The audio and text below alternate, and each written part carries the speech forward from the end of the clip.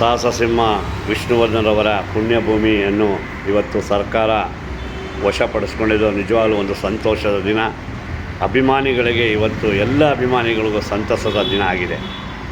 ಏಕೆಂದರೆ ಆ ಪುಣ್ಯಭೂಮಿಯನ್ನು ರಾತ್ರೋರಾತ್ರಿ ಧ್ವಂಸ ಮಾಡಿ ಅಭಿಮಾನಿಗಳಿಗೆ ತೊಂದರೆ ಕೊಟ್ಟಂಥ ಜಾಗ ಇವತ್ತು ಸರ್ಕಾರ ವಶಪಡಿಸ್ಕೊಂಡಿದೆ ಅಂದರೆ ನಿಜವಾಗಲೂ ಸಂತಸದ ದಿನ. ನಾನು ಮೊದಲೇ ಹೇಳ್ತಾ ಇದ್ದೆ, ಈ ಜಾಗ ಒಂದು ಲೀಸು ಕೊಟ್ಟಿರೋವಂಥದ್ದು. ಆ ಲೀಸ್ ಪೀರಿಯಡು ಮುಗಿಯೋದ್ರೊಳಗಡೆ ಅವರು ಆ ಜಾಗವನ್ನು ಅಭಿವೃದ್ಧಿಪಡಿಸಬೇಕಾಗಿತ್ತು. ಅಲ್ಲಿ ಕಟ್ಟಡವನ್ನು ಕಟ್ಟಿ ಒಳ್ಳೊಳ್ಳೆ ಸಾಂಸ್ಕೃತಿಕ ಕಾರ್ಯಕ್ರಮಗಳು ನಡಿಬೇಕಾಗಿತ್ತು.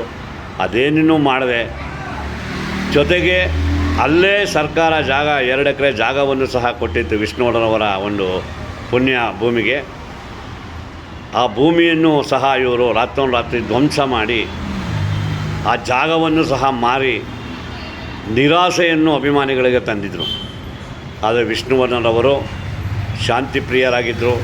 ಯಾರಿಗೂ ಯಾವ ತೊಂದರೆಯನ್ನು ಕೊಡದಂಥ ಮಹಾನ್ ಚೇತನ ಕಲಾವಿದನ ಜೊತೆಗೆ ಅವರು ಮಾಡಿದಂಥ ದಾನ ಧರ್ಮ ಇವತ್ತು ಅವರಿಗೆ ಒಂದು ಸತ್ಯ ನ್ಯಾಯ ದೊರಕಿದೆ.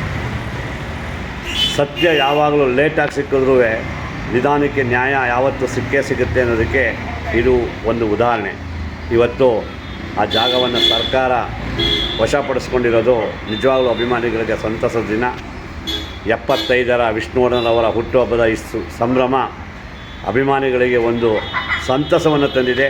ಅದೇ ಜಾಗದಲ್ಲಿ ಸರ್ಕಾರ ಮತ್ತೆ 2 ಎಕರೆ ಜಾಗ ಕೊಟ್ಟು ವಿಷ್ಣುವರ್ಧನ್ರವರ ಒಂದು ಪುಣ್ಯಭೂಮಿಯನ್ನು ಅಲ್ಲಿ ಮಾಡಿಕೊಡ್ಬೇಕು ಅಂತ ನಾವು ಮಾನ್ಯ ಮುಖ್ಯಮಂತ್ರಿಗಳಲ್ಲಿ ಕೇಳ್ಕೊತಾ ಇದ್ದೀವಿ. ದಯವಿಟ್ಟು ಈಗಲಾದರೂ ಅಭಿಮಾನಿಗಳಿಗೆ ನಿರಾಸೆ ಮಾಡದೆ ಅದೇ ಜಾಗದಲ್ಲಿ ಪುಣ್ಯಭೂಮಿ ಆಗಬೇಕು ಅಂತ ಎಲ್ಲ ಕರ್ನಾಟಕದ ಅಭಿಮಾನಿಗಳು ಮನವರಿಕೆಯನ್ನು ಮಾಡ್ಕೋತಾ ಇದ್ದೀವಿ. ಸರ್ಕಾರಕ್ಕೆ ಮತ್ತು ಅಭಿಮಾನಿಗಳಿಗೆ ನಾನು ಅಭಿನಂದನೆಗಳನ್ನ ಮತ್ತು ತಲುಪಿಸ್ತಾ ಇದ್ದೀನಿ. ತುಂಬ ವರ್ಷಗಳಿಂದ ಅಭಿಮಾನಿಗಳು ಎಲ್ಲ ಕಡೆಯಿಂದ ಬಂದು ಹೋರಾಟ ಮಾಡಿ ಹೋರಾಟಕ್ಕೆ ಜಯ ತಂದಿದೆ ಇವತ್ತು.